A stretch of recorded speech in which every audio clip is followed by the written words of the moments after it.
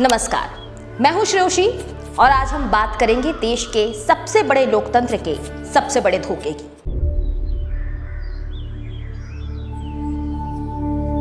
वो धोखा जो राजनीति के बड़े बड़े वादों की ओट में इस देश के करोड़ों युवाओं के साथ किया गया है।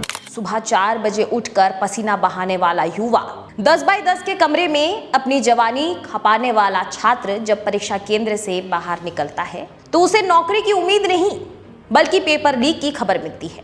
नीट से लेकर एसएससी जीडी और यूपी पुलिस कांस्टेबल से लेकर आरओ और एआरओ तक कोई ऐसी परीक्षा नहीं बची जिसे उत्तर प्रदेश और केंद्र सरकार के सिस्टम ने दागदार नहीं किया हो।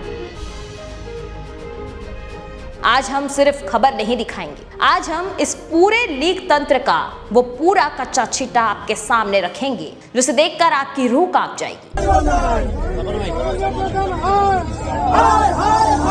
हम आंकड़ों के साथ बताएंगे कि कैसे एक पेपर लीक होने से छात्रों के अरबों रुपए पानी में बह जाते हैं, कैसे उनकी उम्र की सीमा खत्म हो जाती है और कैसे सरकारों के रोजगार के वादे धरातल पर आकर दम तोड़ देते हैं। सरकारी नौकरी की चाहत इस देश में सिर्फ एक रोजगार नहीं बल्कि एक गरीब और मध्यम वर्ग परिवार के वजूद की लड़ाई है। लेकिन पिछले कुछ सालों में इस लड़ाई को माफियाओं ने तमाशा बना दिया है। आइए सिलसिलेवार तरीके से समझते हैं कि देश की सबसे बड़ी परीक्षाओं को किस तरह साल दर साल दीमक की तरह चटा गया है। हमारे भविष्य के साथ खिलवाड़ हो रहा है। हमारे भविष्य के साथ पर लीक की जांच होनी चाहिए। यूपी पुलिस कांस्टेबल भर्ती यानी कि वर्ष 2024 उत्तर प्रदेश के इतिहास की सबसे बड़ी भर्ती 17 और 18 फरवरी 2024 को करीब 48 लाख छात्र परीक्षा देने बैठे। लेकिन परीक्षा से पहले ही पेपर व्हाट्सएप पर तैरने लगा। भारी आक्रोश के बाद 24 फरवरी 2024 को सरकार ने परीक्षा रद्द की। छात्रों को दोबारा परीक्षा के लिए 6 महीने का इंतजार करना पड़ा और अगस्त 2024 में दोबारा री एग्जाम हुआ। अब बात करते हैं यूपीपीएससी आरओ और एआरओ परीक्षा की, जो कि 2024 में आयोजित की गई थी। समीक्षा अधिकारी के 411 पदों के लिए 11 फरवरी 2024 को परीक्षा हुई। पेपर लीक के पुख्ता सबूत मिलने के बाद इसे भी रद्द करना पड़ा। जो परीक्षा 2024 में पूरी होनी थी उसकी नई तारीखों के चक्कर में छात्रों का पूरा 2025 बर्बाद हुआ और परीक्षा चक्र पूरे 2 साल लेट हो गया। वहीं अब बात करते हैं नीट यूजी परीक्षा की, जो कि वर्ष 2024 और हालिया विवादों से संबंधित है। 5 मई 2024 को देश के 24 लाख छात्रों ने डॉक्टर बनने के लिए यह परीक्षा दी। लेकिन पटना से लेकर गोधरा तक पेपर लीक, ग्रेस मार्क्स और धांधली के ऐसे सबूत मिले कि मामला सुप्रीम कोर्ट पहुंच गया। कोर्ट की फटकार और नेशनल टेस्टिंग एजेंसी यानी कि एनटीए के सुधार के दावों के बावजूद हालिया सत्रों में भी परीक्षा की शुचिता पर लगातार सवाल उठ रहे हैं। एसएससी जीडी कांस्टेबल भर्ती की अगर हम बात करें तो वर्ष 2024 लेकर 26 तक की आयोजित हुई थी।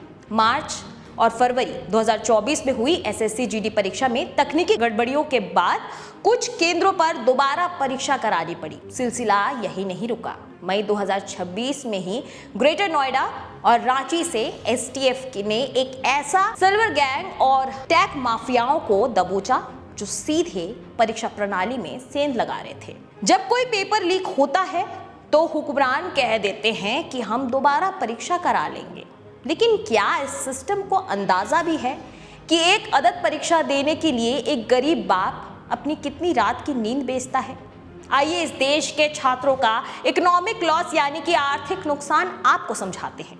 अगर हम खर्चे की बात करें तो बता दें कि अकेले यूपी पुलिस कांस्टेबल भर्ती में 48 लाख उम्मीदवारों से 400 रुपए प्रति फॉर्म के हिसाब से 192 करोड़ रुपए वसूले गए हैं। नीट के 24 लाख बच्चों से 1700 रुपए के हिसाब से अरबों रुपए फीस ली गई। परीक्षा के केंद्र गृह जनपद से 200 से 500 किलोमीटर दूर भेजे जाते हैं। लखनऊ के छात्र का सेंटर गोरखपुर और प्रयागराज के छात्र का सेंटर सीधा आगरा फेंक दिया जाता है। बता दें कि एक छात्र का वास्तविक खर्च जो होता है यानी कि बस या ट्रेन का टिकट 600 से 1000, परीक्षा से एक रात पहले रुकने के लिए घटिया से घटिया लॉज या होटल का किराया अगर बात करें तो 1000, 2 दिन का खाना या पीना का खर्च 500 रुपए, कुल मिलाकर एक बार परीक्षा देने का औसत खर्च 2500 से 3000 आता है। जब पेपर लीक होता है और परीक्षा रद्द होती है तो यह पूरा पैसा कूड़े के ढेर में चला जाता है। दोबारा परीक्षा देने के लिए छात्र को फिर से यही आर्थिक बोझ उठाना पड़ता है। कई गरीब परिवार तो दोबारा किराया ना होने के कारण अपने बच्चों को परीक्षा दिलाने ही नहीं भेज पाते हैं। इस पूरे खेल का सबसे खौफनाक और कड़वा पहलू है ओवरेज हो जाना। बेल्ट की नौकरियां जैसे कि यूपी पुलिस और एसएससी जीडी में सामान्य वर्ग के लिए उम्र की सीमा महज 18 से 22 या 23 साल होती है। एक भर्ती को विज्ञापन से लेकर ज्वाइनिंग तक पहुंचने में औसतन 3 से 4 साल तक का वक्त लग रहा है।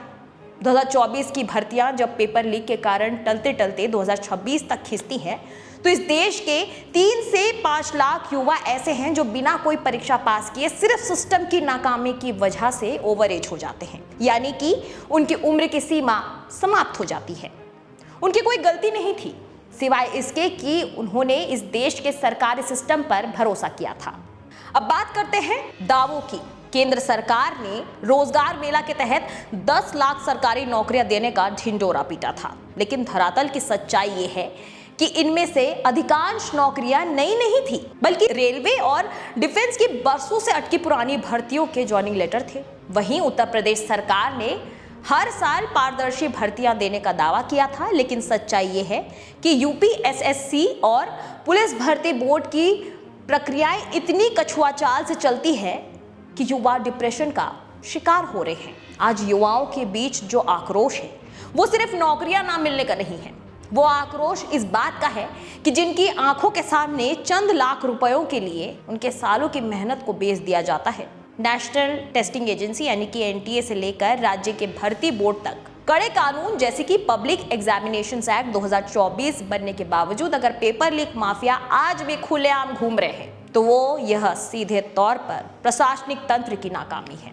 कागज पर बने कड़े कानून और जांच के लिए बनाई गई एसटीएफ की टीमें तब तक बेनामी हैं जब तक कि परीक्षा केंद्रों और प्रिंटिंग प्रेस के भीतर बैठे सफेदपोश मगरमच्छों पर बुलडोजर नहीं चलेगा। देश का युवा रोजगार मांग रहा है, परीक्षा की तारीख मांग रहा है और सबसे बढ़कर अपनी मेहनत की सुरक्षा मांग रहा है। अगर समय रहते इस लीक तंत्र को ध्वस्त नहीं किया गया तो देश का डेमोग्राफिक डिफेंडेंट यानी कि युवा शक्ति आक्रोश की एक ऐसी आग में बदल जाएगी जिसे संभालना किसी भी सरकार के बस में नहीं होगा।